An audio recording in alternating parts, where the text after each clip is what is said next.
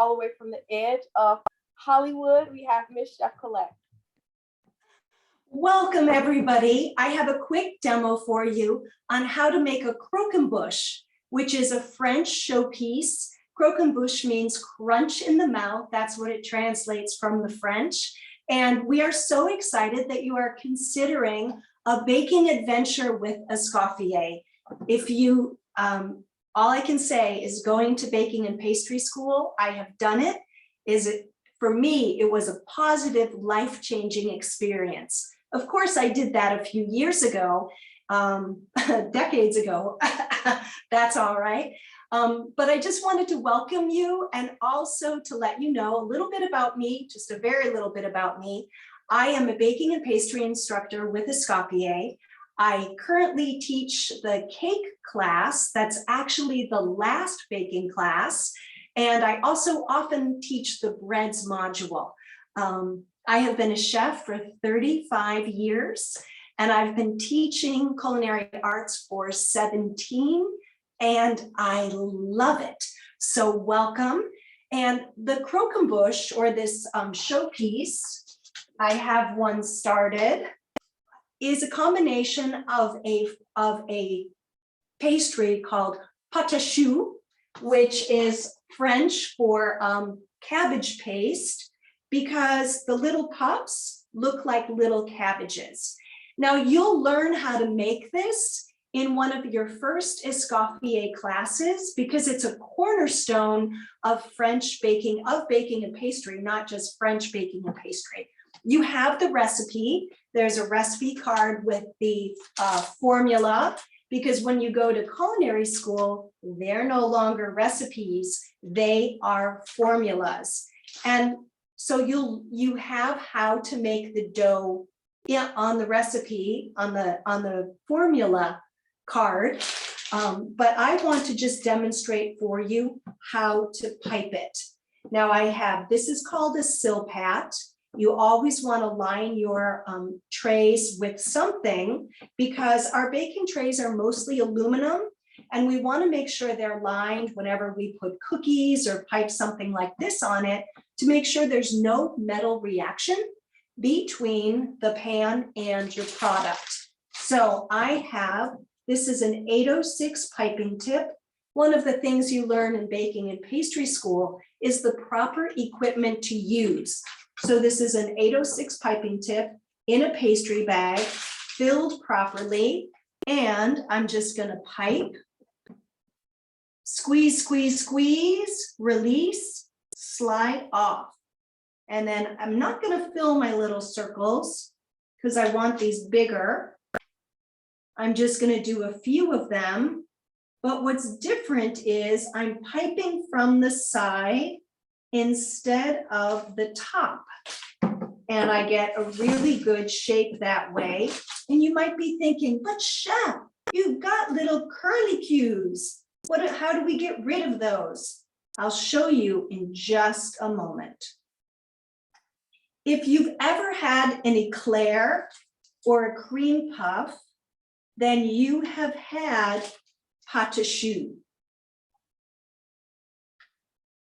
It's just fun to say, pâte à choux. All right, one more.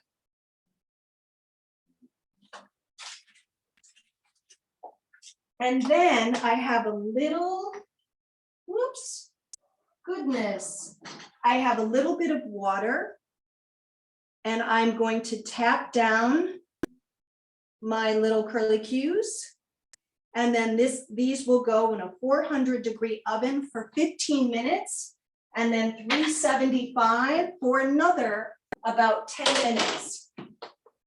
So I have some caramel cooking on the stove, but it did something weird. It actually crystallized while we were getting ready. So I'm adding some corn syrup to it to fix it. Did I learn that? Did I know that as a young home baker? No, I learned that in school. So let's just get this. It'll just take a second for it to get to the right color. Are there any questions in the chat while my caramel is adjusting? Or if you want to throw a question in the chat, go right ahead.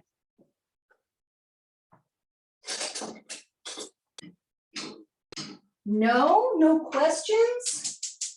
Chef Colette, someone asked, is that a fan oven? What? Is that a Sorry? fan oven? No, my oven does not. If my oven does not have a fan, an oven without a fan is called a conventional oven. An oven with a fan is a convection oven.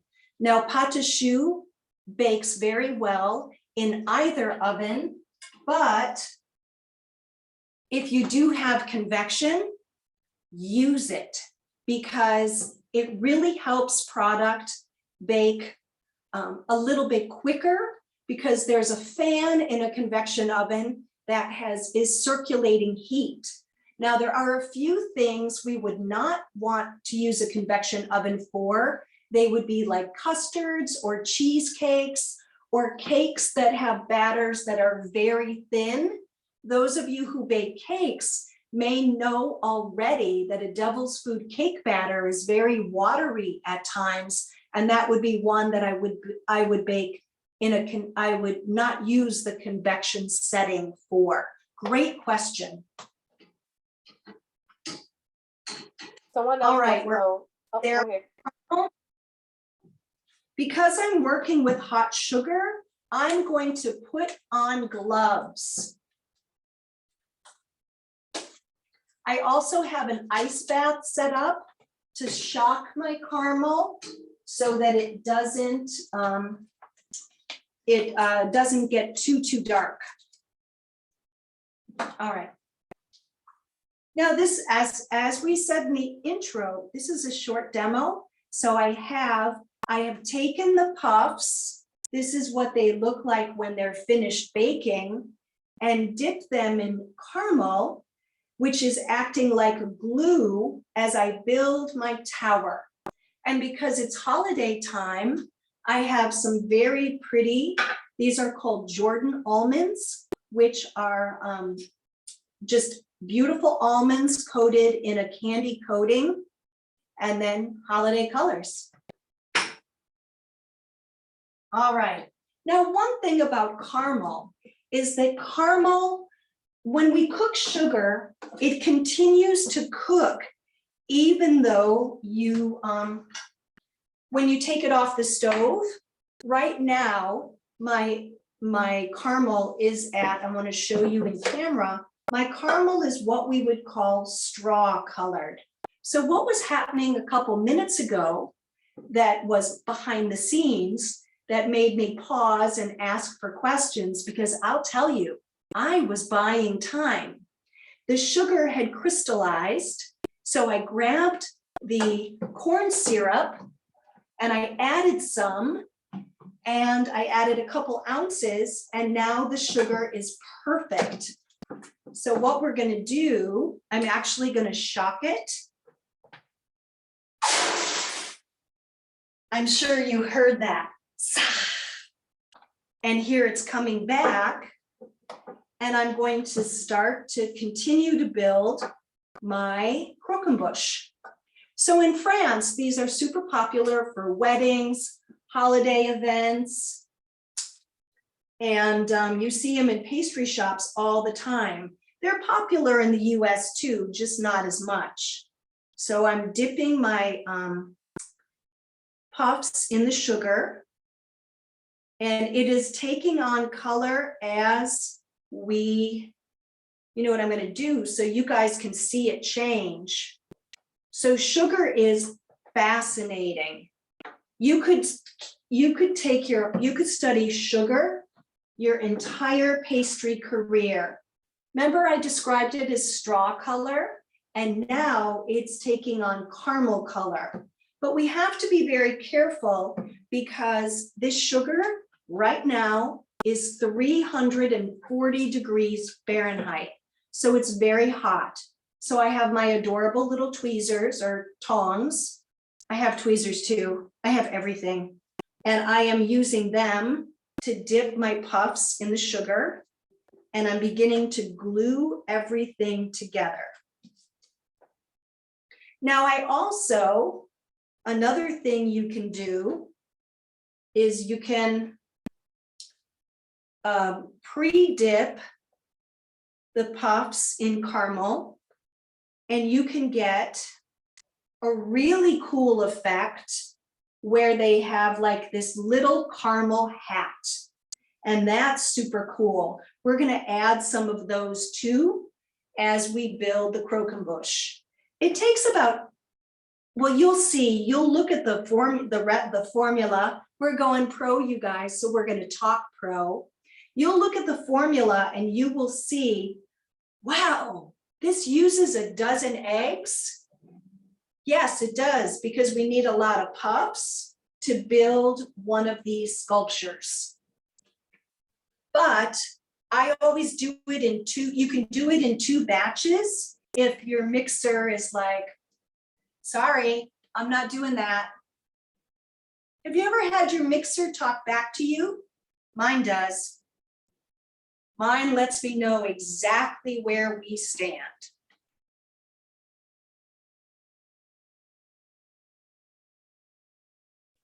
As I'm building, are there questions?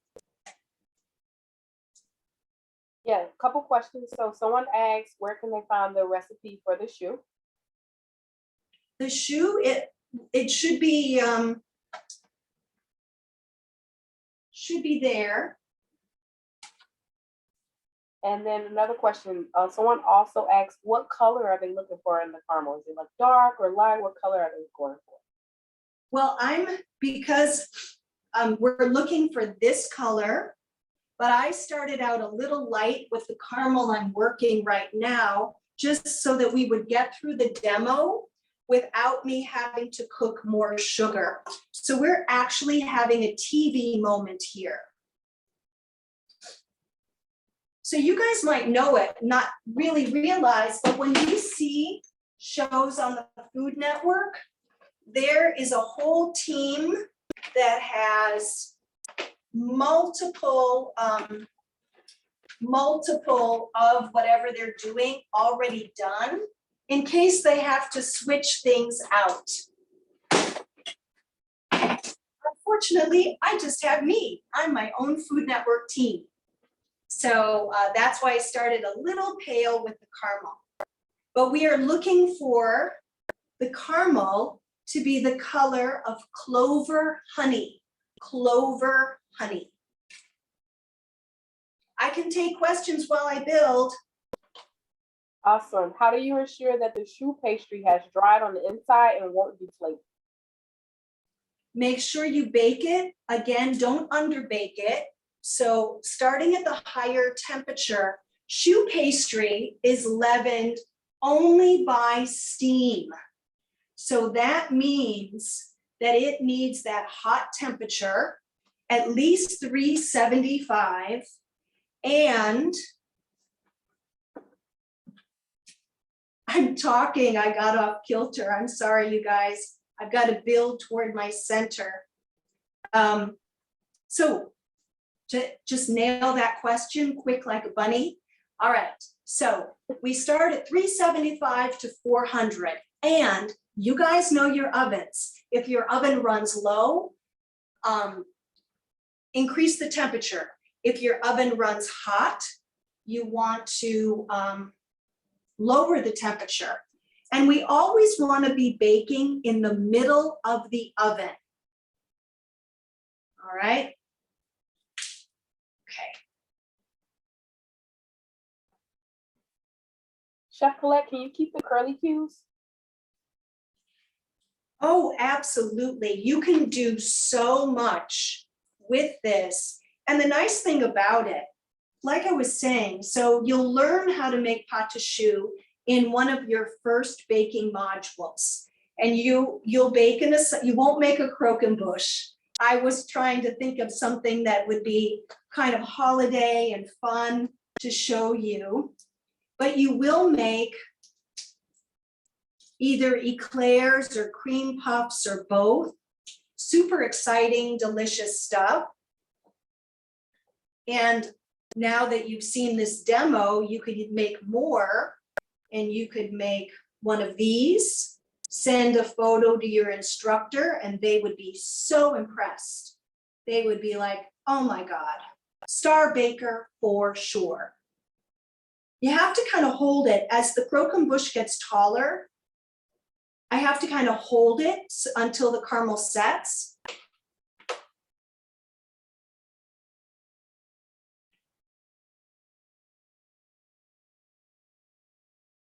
The caramel is very sticky, but caramel is super fun to play with. But remember, it's very hot.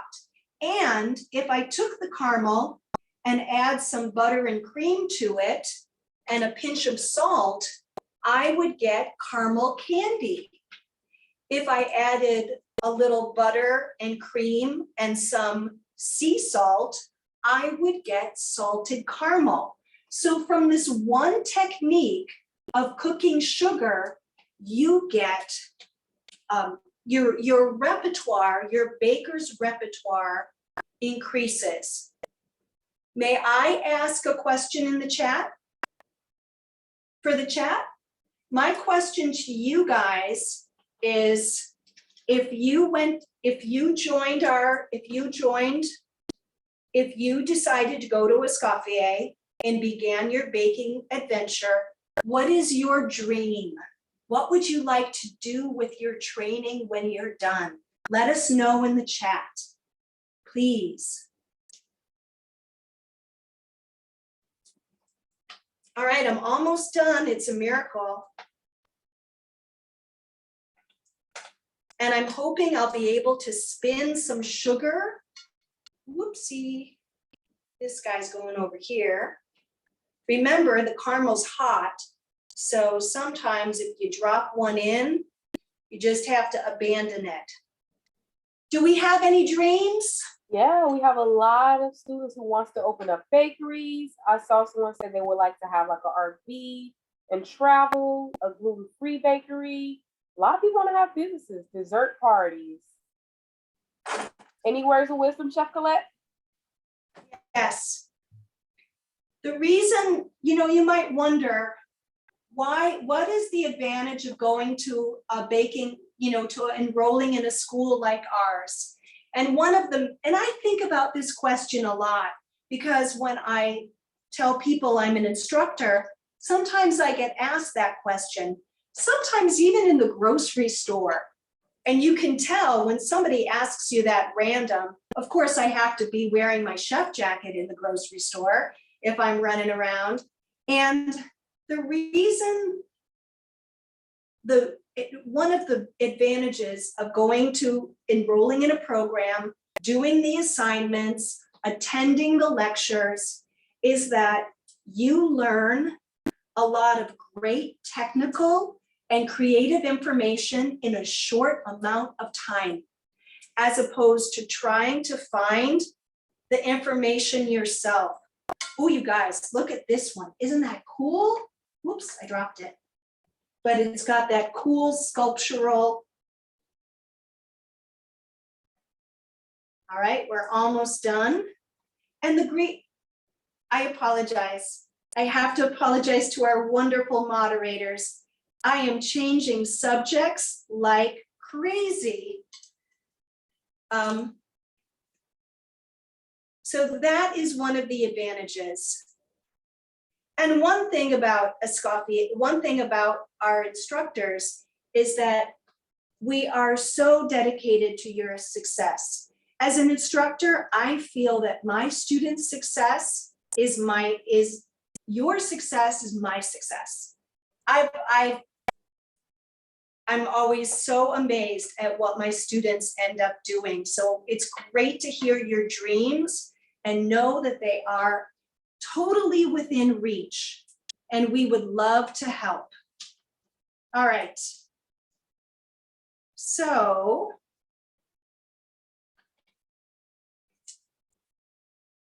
no, you are not sliding down. I've got a rogue shoe. I got a rogue shoe ball over here.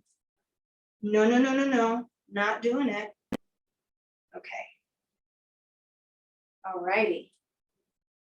So my caramel is losing, I have to reheat it because it's losing its pizzazz. So we can take some questions. Chef Colette, Look at that. Really? We have a lot of questions about stuffing the choux. About stuffing the choux? Or filling it with like creams. Oh, yeah. All right, number one, if you're doing this as a centerpiece or a showpiece for your holiday table, and you want it to last for a couple days, because you've gone through all this work, then what you're gonna do is leave them empty like I have done. Once you fill them with a cream, and there's a recipe for sweetened whipped cream on the recipe card, once you fill them with the cream, then any leftover has to go in the refrigerator, and they can only stay out for under 4 hours, or else they will no longer be food safe. And we never want to get anyone sick. So you can fill them with sweetened whipped cream. You could fill them with whipped ganache. You could fill them with pastry cream, which is really, really delicious. If you've ever had an eclair, that choux paste piped out kind of like a cigar, you know, like a long shape, and filled with creme patisserie or creme pastry cream, then that is, pastry cream is basically our vanilla pudding. That's what pastry cream is, with a fancy fresh French name. And it's a classic and a base for many creams in pastry, like creme diplomate and Bavarian cream and creme légère, and all these magical, wonderful, beautiful creams that you can use to fill cakes, to fill pâte à choux, to fill puff pastry. See, that's what's so magical. The possibilities, once you learn technique, the possibilities are really quite endless. Next question. Someone has asked, how is the croquembouche eaten? Do people just pull it apart or just like grab one? How is it eaten? I'm so sorry. One more time. How is the croquembouche eaten? Do people just pull apart? Yes.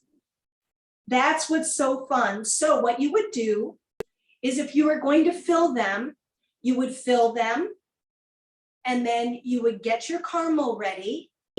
And if you wanted to do these little guys, the ones that I dipped and then placed upside down on the lined baking tray and let set and then just peeled off, you would do this first, and then you would fill them. But once they're not filmed, well, they could be filmed, Croquembouche, the movie. Once they're filled, you have to be ready to build your croquembouche, and you would want to do it close to the time you're serving, because we never want to put caramel like this in the refrigerator, because sugar attracts moisture. So what could happen is it would start to cry. It would literally start to weep, because that sugar is attracting moisture. One thing you need to know is that your refrigerator is full of humidity, and it's full of humidity. It's designed that way to keep our food from drying out. But when we're working with sugar like this, then we want to be very careful about putting something like this caramel in there, because it would just really begin to cry and fall apart if it sat there for any time. And you'll learn all about that in class. By the time you finish, you'll be an expert on sugar. That sounds awesome. We'll take about one or two more questions as Chef Colette starts to wrap up. Any other questions? Someone asked, is it better to do the caramel part towards the end, Chef Colette? Yes, absolutely. The caramel part toward the end. Once the party is pretty much, when you're in the hour before everybody's kind of, well, maybe an hour and a half before, you could put this in the fridge for short term, but not long term. After about 24 or 30, about a day, it would be a real mess. Now, I don't know if I can pull this off, you guys, but I'm gonna see if I can. I have a tool that I made. It's called a truncated whisk. Will it do it?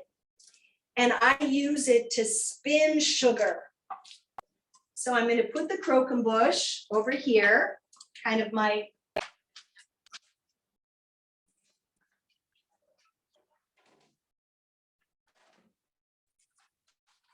don't know.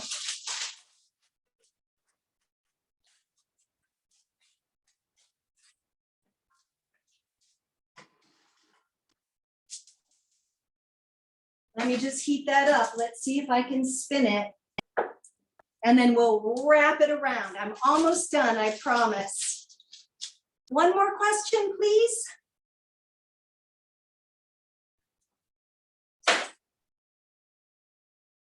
How much in advance can the choux be made? Oh, how far in advance can the choux be made? Easily a week. You can make them, bake them, freeze them, and then they never go in the refrigerator.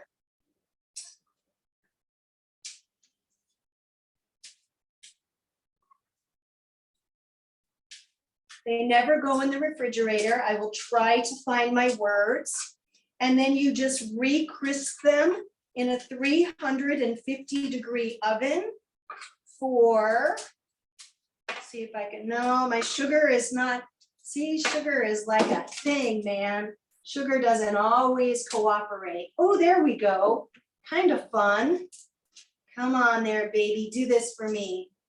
There we go. So what you can do, you take an old whisk, cut the top off,